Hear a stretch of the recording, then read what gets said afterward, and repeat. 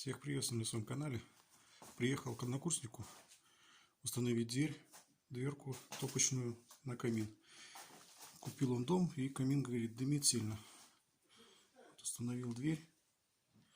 Здесь видно, что дымело. Черное все было. И было забито, вот здесь вытаскивал кирпич. Вот этот.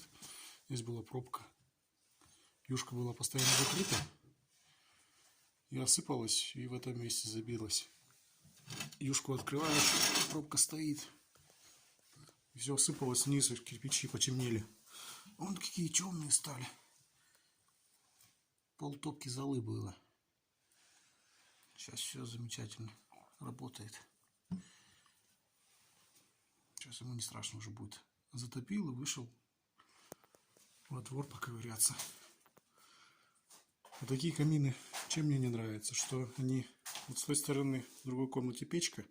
Эта стенка должна прогреваться, а за счет этого массива камина эта стенка не прогревается и сюда тепло не идет. Как-то так.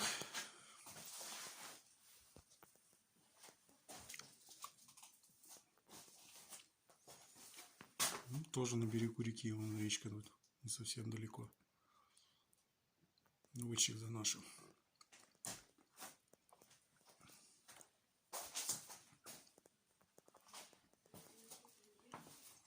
Все. Пока-пока.